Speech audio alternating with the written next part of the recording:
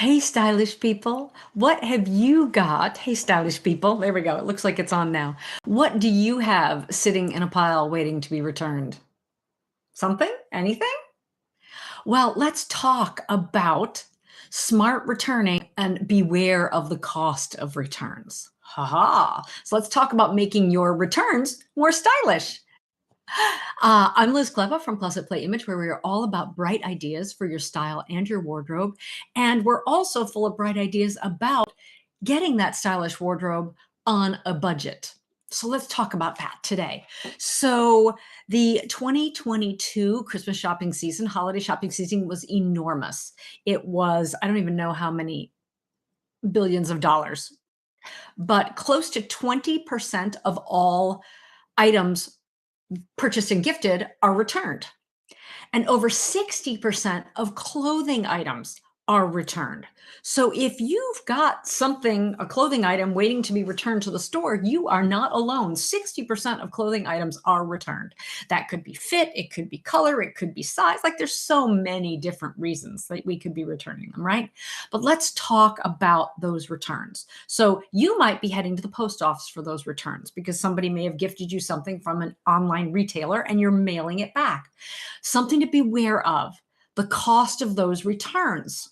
So, a lot of retailers use free shipping and free returns. Some retailers use free shipping but don't use free returns. So, look at that exchange form or that return form very carefully because when you return that, you may end up paying the postage, whether that's $6.95 or $7.95 or $9.95 or $10.95, and that will come off the amount of your credit that you receive from the company.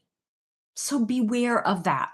Make sure, caveat emptor, look at what you're doing. Make sure that you know what's happening when you make that return. If you are returning to the store,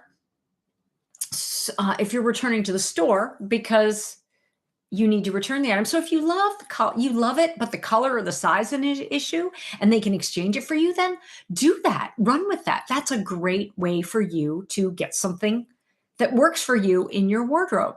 But what if you don't love it? What if you just don't love it? Well, I have a couple of hints for you. One, if you have a wardrobe gaps list, take that with you to the store.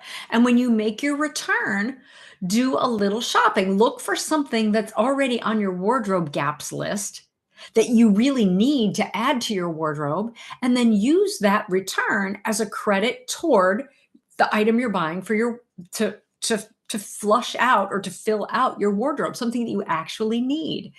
The bonus to that is a lot of things are on sale right now. So not only will you get rid of the exchange that the item you don't need, you're getting something you need, and you're probably getting it for a better price than you would have earlier in the year. So that's one way to do it.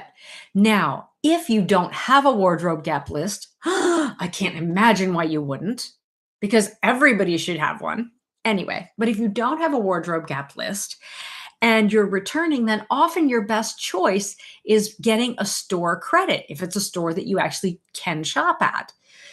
So yeah, get yourself a store credit, and then save that store credit for the wardrobe gap that you discover, because you're going to go check that out now and find out what those are.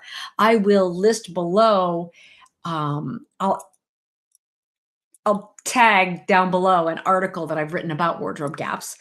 Or you could save it for an item for spring, summer. If we're in the Northern Hemisphere, something fun and new for spring, summer. Or if you're in the Southern Hemisphere, my Southern Hemisphere friends, because you're heading into fall, winter, right? So save those store credit / gift cards for something to treat yourself to something new for the upcoming season. If you've already got enough for the season we're in, you don't have any wardrobe gaps to fill, then save it for something special. There you go. The trick is to not lose them, because that happens a lot.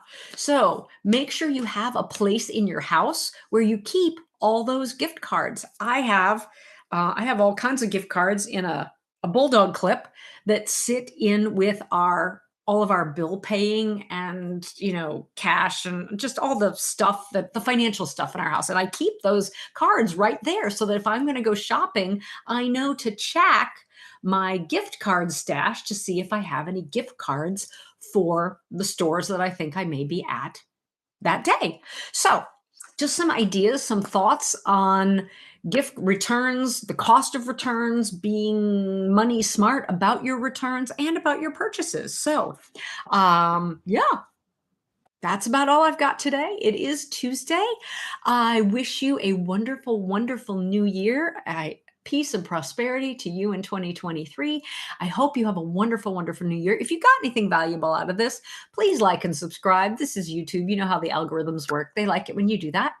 And let me know what you found valuable. Check the links below for some things about shopping, online shopping, in case you are making that return and you need to shop for something online. So there's some information there too. And stay safe and sound, sane and stylish.